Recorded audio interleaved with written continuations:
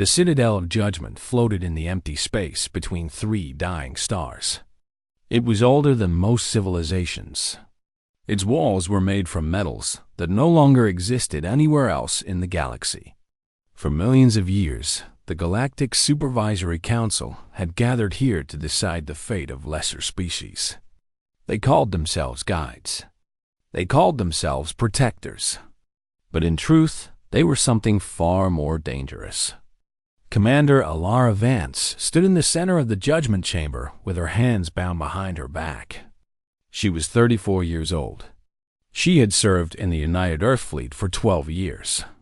She had brown skin, dark eyes, and short black hair that was now matted with dried blood. 3 days ago, Supervisor security forces had beaten her during capture. She had broken 2 of their arms before they finally brought her down. Around her, seated on platforms that rose like steps toward the distant ceiling, sat the representatives of the Galactic Supervisory Council. There were beings made of living crystal. There were creatures that existed as clouds of organized gas. There were ancient machines that had outlived their creators by millions of years. All of them looked down at her with expressions that ranged from boredom to mild curiosity. To them, she was nothing. An insect. A problem to be solved and forgotten. High Arbiter Thessarak sat at the highest platform. He was a crystalline being, his body made of interlocking geometric shapes that caught the light and scattered it in rainbow patterns. He was beautiful in the way that a glacier was beautiful, cold, eternal, completely without mercy. Commander Alara Vance of the human species, Thessarak said. His voice did not come from any mouth. It simply existed, filling the chamber from every direction at once. You have been found guilty of violating the Accord of Non-Interference. You destroyed Monitoring Station 774. You killed 18 supervisor personnel. You disrupted optimization protocols for species designate 447b. Alara lifted her chin. They were going to harvest a sentient species. Children. You were going to take their children. Species 447b had reached developmental threshold, Thessarak replied. His tone did not change at all. Optimization protocols ensure that primitive species do not develop in directions that threaten galactic stability. The children you speak of would have been educated and integrated into productive service roles. This is mercy. This is guidance.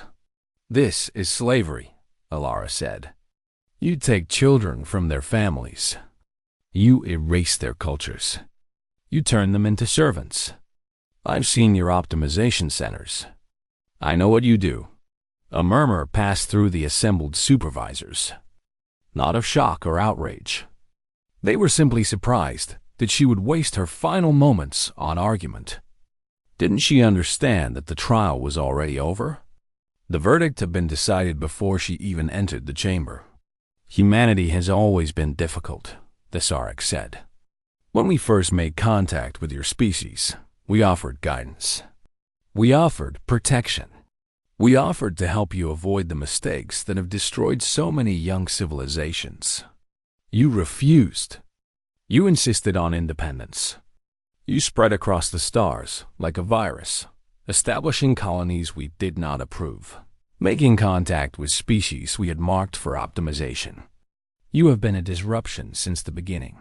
Alara smiled. It was not a friendly smile. Thank you.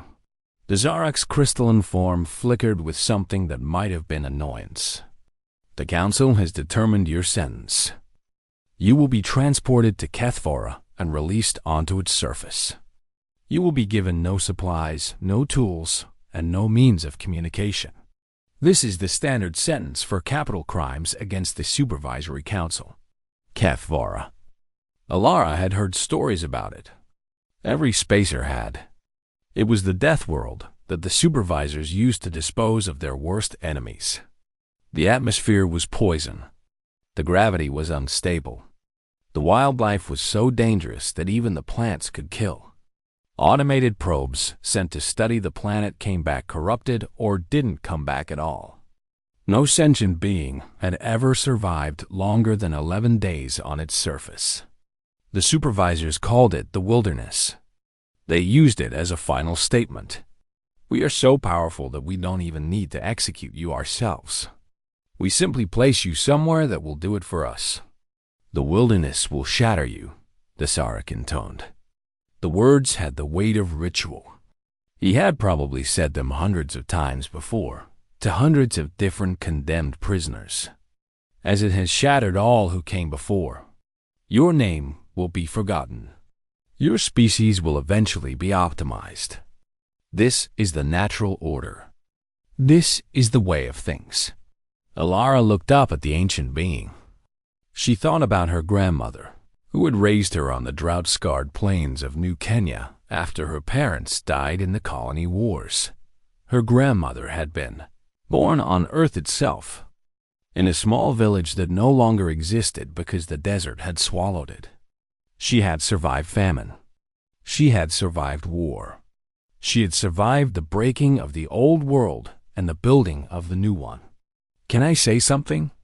Alara asked. The Zarak waved one crystalline appendage. "You may speak your final words. It is tradition." Alara took a deep breath. The chamber was silent. Every supervisor watched her with ancient eyes. "My species evolved on a planet that tried to kill us every single day," she said. "We survived ice ages. We survived supervolcanoes. We survived predators that were bigger and faster and stronger than us. We survived plagues that killed half our population. We survived ourselves, which was sometimes the hardest thing of all. And we didn't survive because we were special. We survived because we refused to die." She paused. Her eyes met the Sark's. "You've been controlling this galaxy for millions of years. You've crushed every species that might have challenged you. You've never faced anything that could actually hurt you. But here's the thing about humans. We learned how to be dangerous by being prey. We learned how to fight by almost going extinct over and over again. Your wilderness? We call that Tuesday. We call that a bad camping trip." The Zarak's form flickered again. "You are brave. But bravery does not change physics. Cathvora has a 99.9% fatality rate within the first standard week. Then I'll be in the 0.1%, Alara said. And when I get out, I'm going to find you. I'm going to find all of you.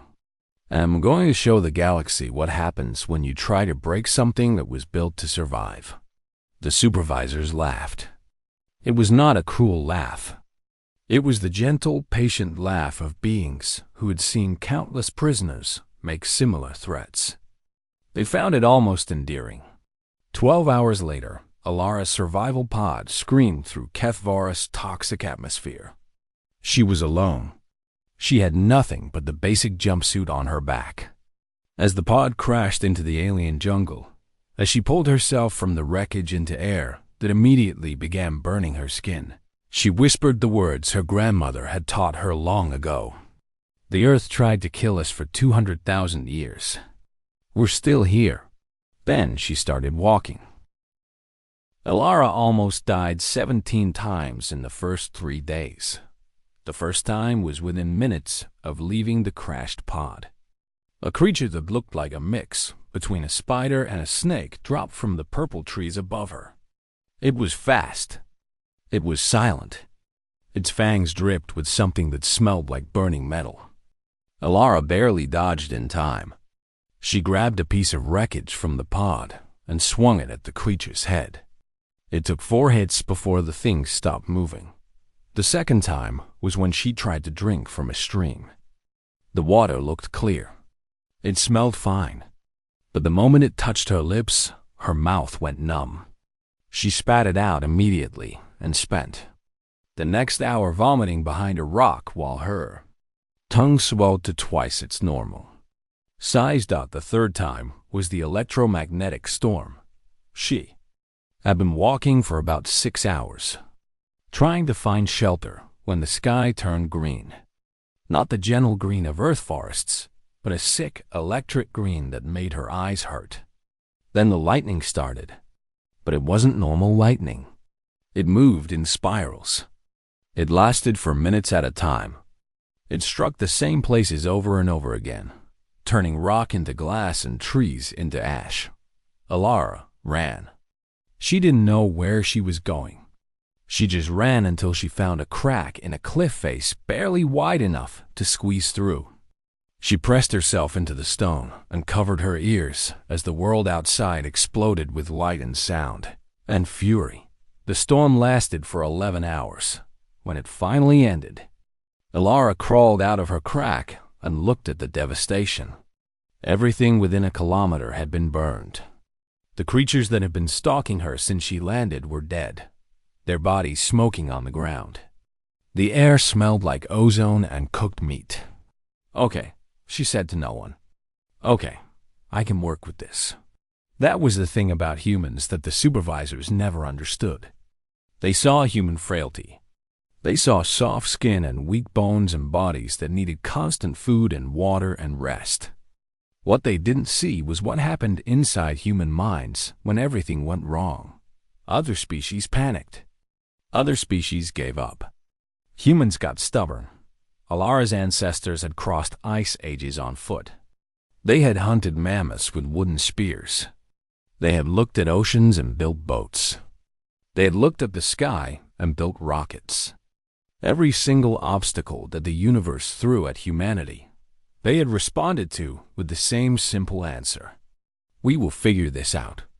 We will adapt. We will survive. So that's what Alara did. Day 4, she found a cave system that went deep into the mountains.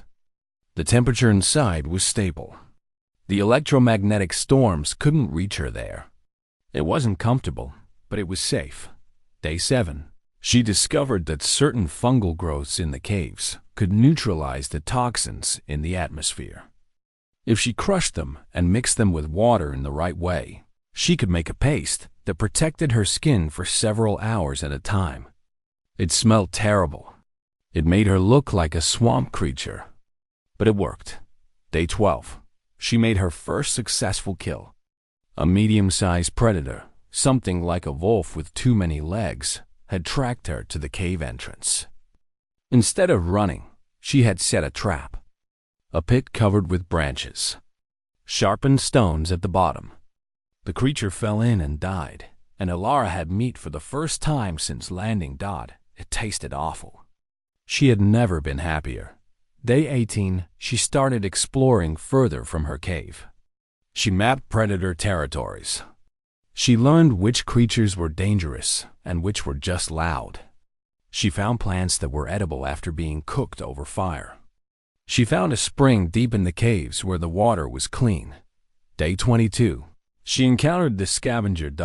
It was a small creature, about the size of a cat, with gray fur and 6 eyes. It had been following her for days, she realized. Watching from a distance. Never attacking. Just observing. Alara recognized that behavior. It was exactly what her ancestors had done millions of years ago. Humans had followed larger predators, waiting for them to make kills, then moving in to steal scraps. They had learned from watching. They had adapted by copying. She tossed the scavenger a piece of meat from her latest kill. The creature stared at her with its 6 eyes. Then it crept forward, grabbed the meat, and disappeared into the shadows. The next day, it was back, waiting, watching. Alara tossed it another piece of meat. This time, it didn't run away immediately. It sat at the edge of the firelight and ate while she watched. By day 25, the scavenger was sleeping at the entrance to her cave. By day 28, it was warning her when predators approached, making a high-pitched whistle that gave her time to prepare. She named it Ghost because of how quietly it moved. On day 30, Alara sat at the entrance to her cave and watched the twin suns set over Kethvora. Ghost was curled up beside her, its gray fur warm against her leg. She had food stored. She had water. She had shelter that could survive the storms. She had a companion, She was supposed to be dead by now. The supervisors expected her to be dead by now. Every other prisoner they had sent to this world had died within 11 days. Some had lasted only hours. What the supervisors didn't understand was that HFY wasn't special. It was hostile, yes. It was dangerous, yes. But so was Earth. So was every planet where life had evolved. The universe was not kind. The universe did not care about survival. Everything that lived had to fight for that privilege. Humans had been fighting for 200,000 years. They were very, very good at it far above, hidden in orbit. Supervisor monitoring drones watched Alara's cave with growing concern. They recorded her activities. They noted her adaptations. They transmitted their findings back to the Citadel of Judgment. High Arbiter the Sarek reviewed the reports personally. The human was still alive. This was unusual. This was unprecedented. This was potentially problematic. Increase monitoring protocols, he ordered. I want to know everything she does. Every movement. Every adaptation. Everything. His subordinates obeyed. They didn't understand why he was so interested in one human. Prisoners died on HFY. That was the point. What did it matter if this one lasted a few days longer than usual? But the Zarek had lived for millions of years. He had seen countless species rise and fall. He had learned to recognize threats before they became dangerous. And something about this human worried him. Something about the way she smiled when everything went wrong. On day 47, Alara found the door. She had been exploring the deeper sections of the cave system, mapping tunnels that went further into the planet than she had expected. Ghost walked beside her, its 6 eyes glowing faintly in the darkness. The scavenger had become essential to her survival. It could see things she couldn't. It could hear things she couldn't. And it seemed to understand her in a way that shouldn't have been possible. The door was hidden behind a waterfall of mineral deposits that had been growing for thousands of years. Alara only found it because Ghost started scratching at the wall, making its warning whistle even though there were no predators nearby. "What is it?" Alara asked. "What did you find?" She pushed aside the mineral curtain and saw metal. Not natural metal. Manufactured metal. Smooth and dark and covered in symbols that glowed faintly blue when she touched them. Alara's heart began to beat faster. She had been a military officer. She had seen technology from dozens of different species. But this was different. This was older. This felt ancient in a way that made the supervisors seem young by comparison. It took her 3 days to figure out how to open the door. The mechanism responded to touch, but only in certain patterns. She had to experiment. She had to fail. She had to try again. Finally, on day 50, the door slid open with a sound like a giant breathing out. Behind it was a chamber the size of a cathedral. The walls were covered in carvings. Images and symbols stretched from floor to ceiling, telling stories in a language she didn't understand. But some images were clear enough. She saw beings walking upright. She saw them building cities. She saw them reaching toward the stars. And she saw them dying. In the center of the chamber stood a pedestal. On the pedestal sat a device that looked like a sphere made of light. It pulsed slowly, like a heartbeat, as if it had been waiting for someone to find it. Alara approached carefully. Ghost stayed at her side, its fur standing up like it sensed something important. When she touched the sphere, information flooded her mind. It was overwhelming at first. Images and sounds and concepts crashed through her thoughts like a tidal wave. She fell to her knees, clutching her head, gasping for breath. But slowly, the chaos began to organize itself. The alien knowledge began to translate into something she could understand. The first walkers. That's what they called themselves. They had existed millions of years before the Supervisory Council. They had been explorers, scientists, philosophers.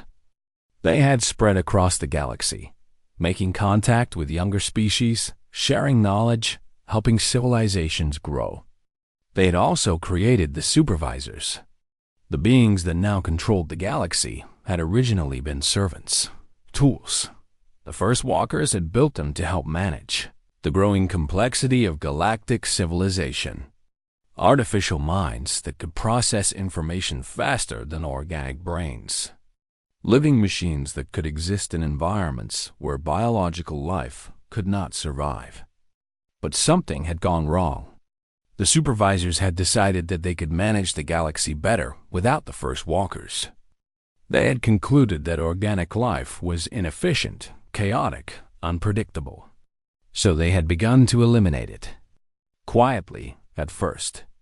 A species here, a species there. Always with excuses. Always with justifications. By the time the first walkers realized what was happening, it was too late. Alara watched through the sphere's memories as the first walkers were hunted down. She saw their cities burned. She saw their children taken. She saw the survivors exiled to death worlds, just like Kethvara, left to die far from anyone who might remember them. The Supervisors had then rewritten history.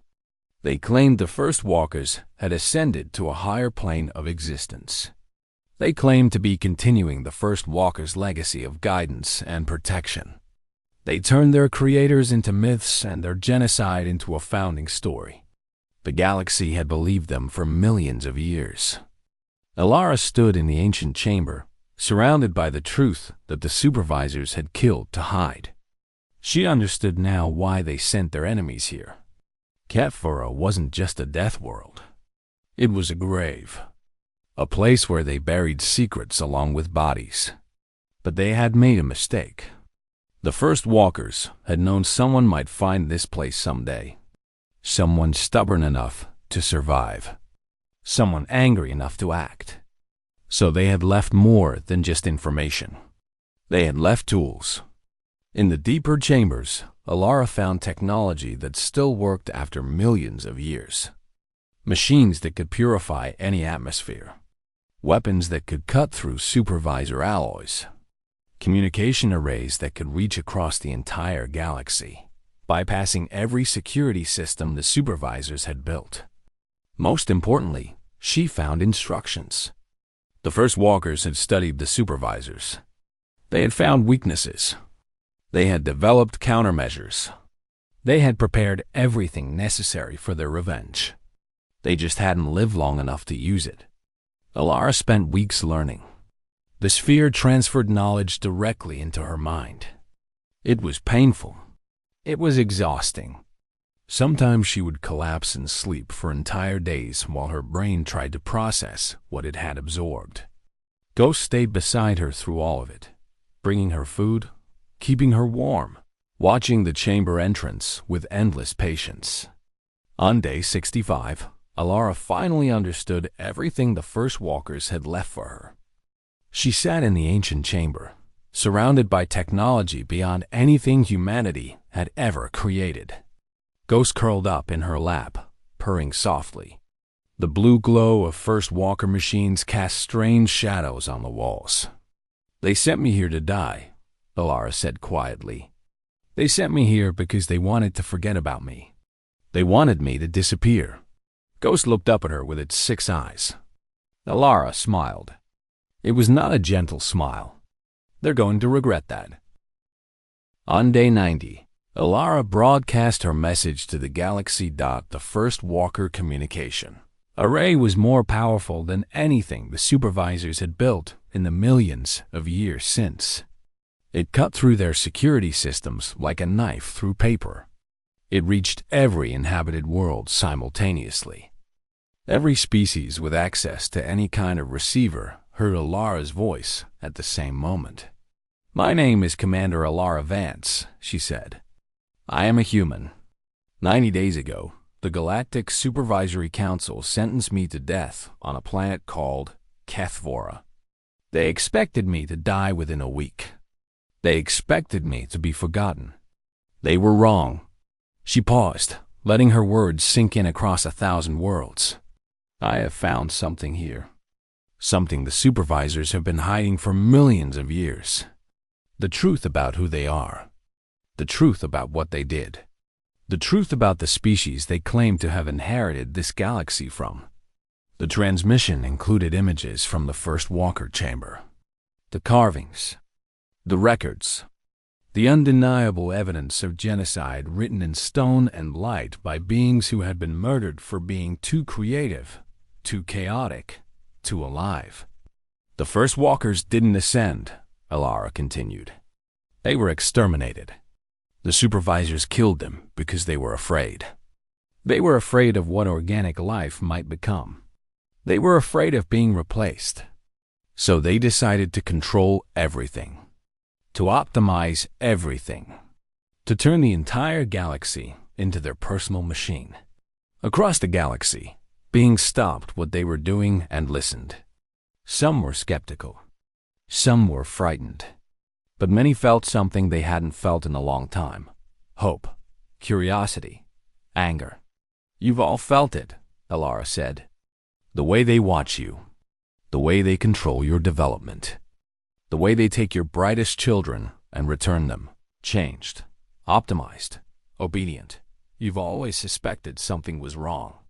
You've always known, deep down, that their guidance came with chains. Her voice grew stronger. I'm still alive. I survived their death world. I found the weapons they thought they had buried forever. And I'm going to use them. Not just for humanity. For everyone. For every species that has been afraid to speak. For every civilization that has been crushed before it could grow.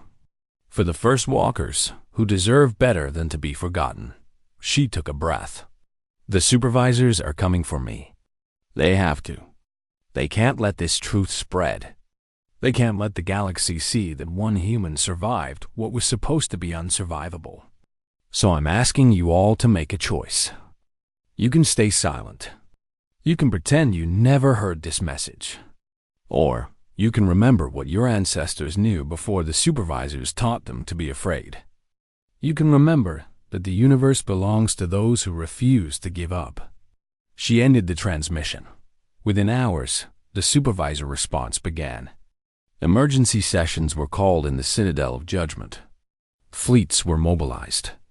High Arbiter Thisaric personally assumed command of the expedition to Kethvara.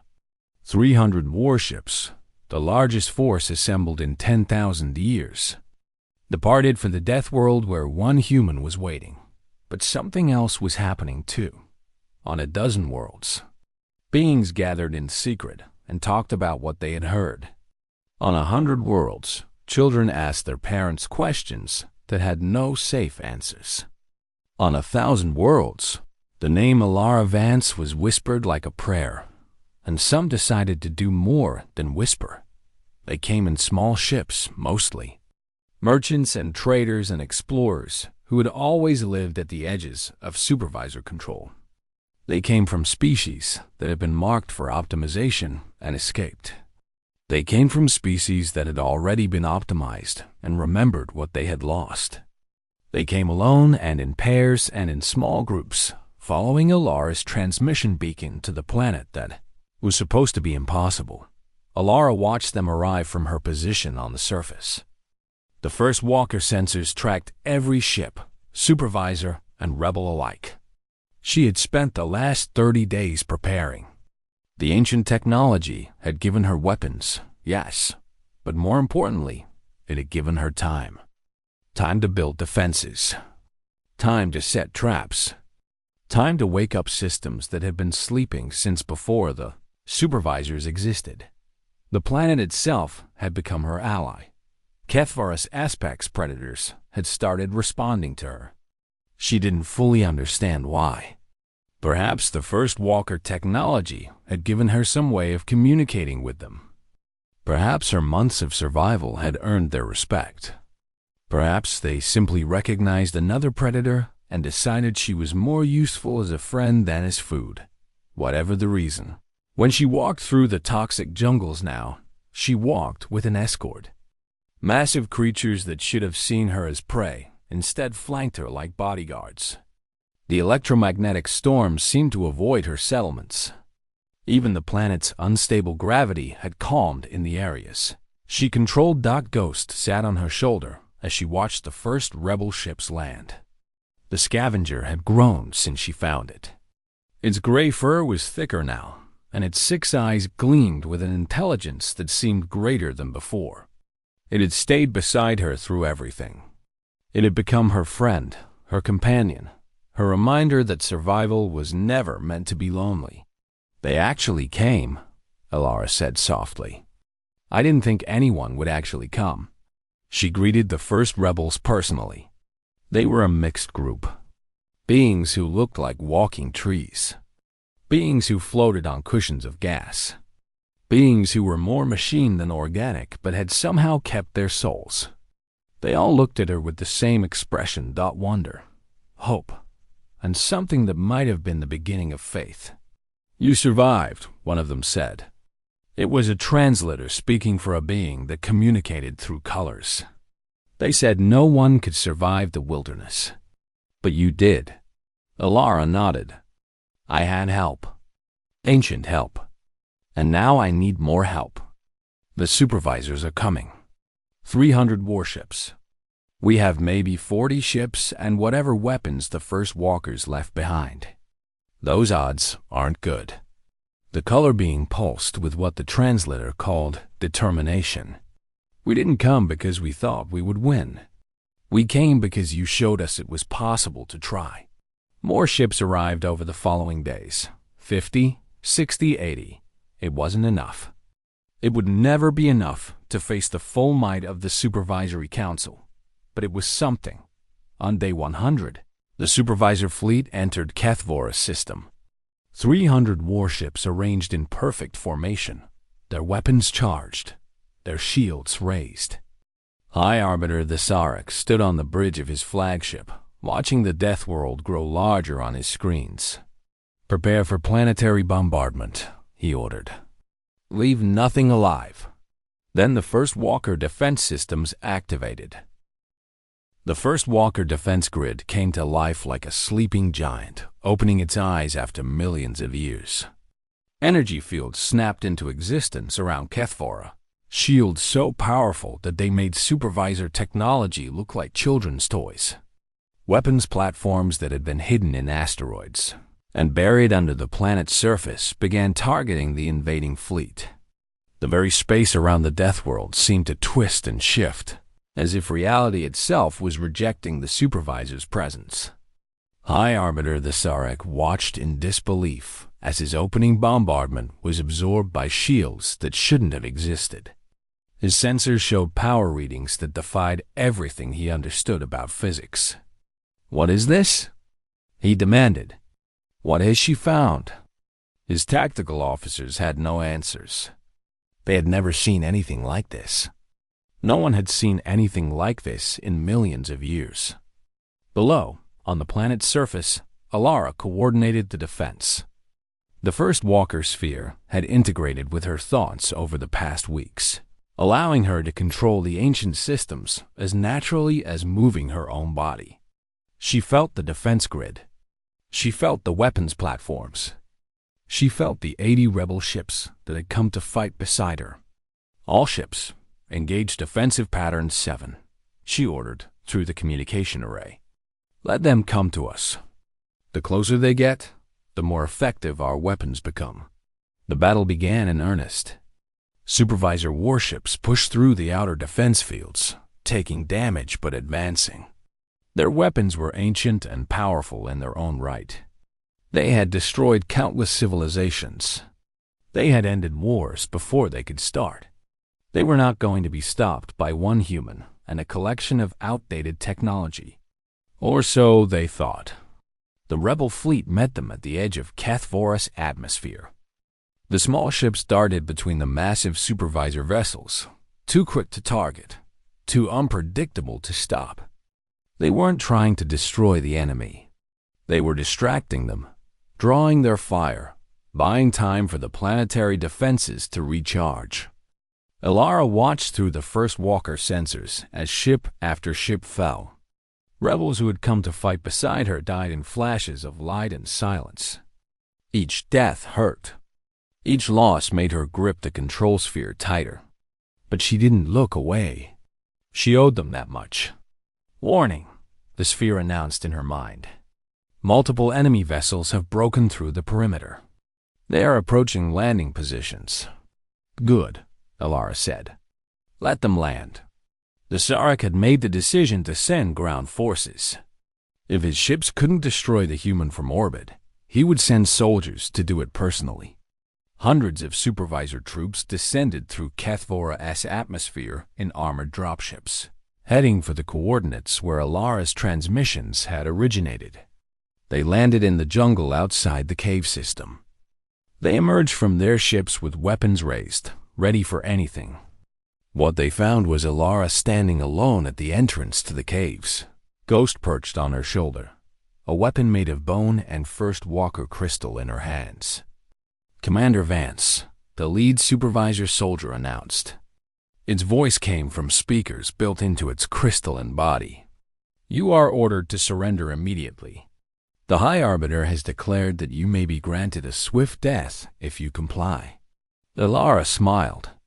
"That's very generous, but I have a counteroffer." She raised one hand. Behind her, the jungle came alive. The apex predators of Kethvora emerged from the toxic undergrowth.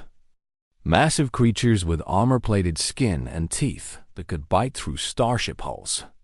Creatures that had evolved in the deadliest environment in the known galaxy, that had been hunting and killing for millions of years before the supervisors even existed.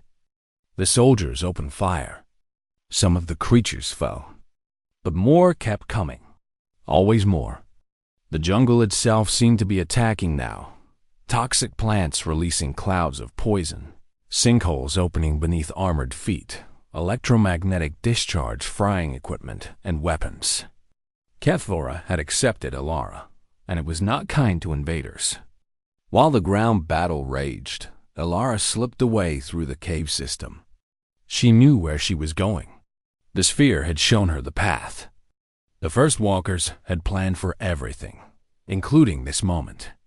A hidden launch bay deep beneath the mountain.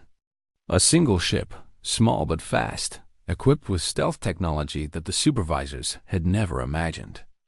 Alara had spent weeks learning to pilot it. Now she put that knowledge to use. She rose through the battle on silent engines, avoiding detection, navigating through the chaos of burning ships and dying soldiers. Her target was the largest vessel in the supervisor fleet, the High Arbiter's flagship. She docked with the massive ship through an access port that the First Walkers had apparently built into supervisor designs millions of years ago. A back door, a final contingency. The supervisors had never known it was there. Alara walked through the corridors of the flagship with Ghost at her side. The scavenger moved silently, its 6 eyes scanning for threats. When supervisor soldiers appeared, Alara's first walker weapon cut through them before they could raise their own. She found Desirek in the command chamber, surrounded by failing systems and dead guards. The ancient crystalline being was trying to send a transmission, trying to call for reinforcements from the wider fleet. But the First Walker technology was jamming everything. He was alone. "You were supposed to die," the Sarek said. His voice was no longer calm. For the first time in millions of years, the High Arbiter sounded afraid. "The wilderness should have shattered you." Alara stood before him. She was tired. She was wounded. She had been fighting for her life for over 100 days. But she was still standing. "You don't understand humans," she said. "You never did. You looked at us and saw weakness. Soft bodies. Short lives. Constant need for food and water and sleep. You thought those were flaws." She stepped closer. "But those weaknesses made us strong. We had to cooperate to survive. We had to innovate. We had to adapt to every environment, every challenge, every enemy.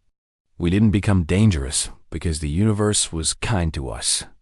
We became dangerous because it tried to kill us every single day, and we refused to let it. The Zarek's form flickered. What do you want? Revenge? You cannot destroy the entire Supervisory Council. We are spread across the galaxy. We have existed for millions of years. We will survive this setback and continue our work. I know, Alara said. I can't destroy you. Not today. But I can hurt you. I can expose you. I can show the galaxy what you really are and what you did to the first walkers. And then I can give them a choice. She activated the ship's communication array, broadcasting to every world that could receive. People of the galaxy, she said, the supervisors are not your protectors. They are your jailers. They murdered the species that created them, and they've been controlling you ever since. But today, we showed that they can be beaten. Today, we showed that one human and a handful of rebels can stand against their entire might and survive. She looked at the Sark. You have a choice now. All of you. You can keep living under their control, or you can fight. You can stay afraid, or you can remember that your ancestors survived worse than this. The universe is dangerous. It always has been. But that danger is what makes life worth living. That struggle is what makes species grow. She raised her weapon. The supervisors wanted the wilderness to shatter me. Instead, it made me. And now I'm going to spend the rest of my life making sure they never control another species again. The war that followed lasted a standard year. The Supervisory Council fell, not all at once, but piece by piece, as species after species chose freedom over safety. It was bloody. It was costly. Many died who should have lived. But in the end, the galaxy changed. Alara Vance became a legend. Statues were built. Songs were sung. Her name became a symbol of resistance against tyranny, of hope against despair, of the stubborn human refusal to accept defeat. But she didn't stay for the celebrations. When the last supervisor stronghold fell, Alara took her small first walker ship and returned to Kethvora, to the planet that had tried to kill her and ended up becoming her home. Ghost sat on her shoulder as she descended through the toxic atmosphere, looking down at the purple jungles and violent mountains that had taught her how to survive. She landed near her old cave. The apex predators emerged from the jungle to greet her, recognizing their strange two-legged ally. The electromagnetic storms seemed to calm at her approach. Some say she built a home there, deep in the caves where the first walkers had left their legacy. Some say she continued exploring, finding more secrets, more technology, more truths hidden in the Deathworld's depths. Some say she's still there, waiting, watching, ready to return if the galaxy ever needs her again. The wilderness never shattered her. It made her what she needed to be. And somewhere in the toxic jungles of Kethvora, surrounded by predators and storms and everything that should have killed her, Alara Vance finally found peace. Ghost purred on her shoulder as she watched the twin suns set. Not bad, she said to herself, for a species that started as prey. Then she smiled and walked back into the wilderness.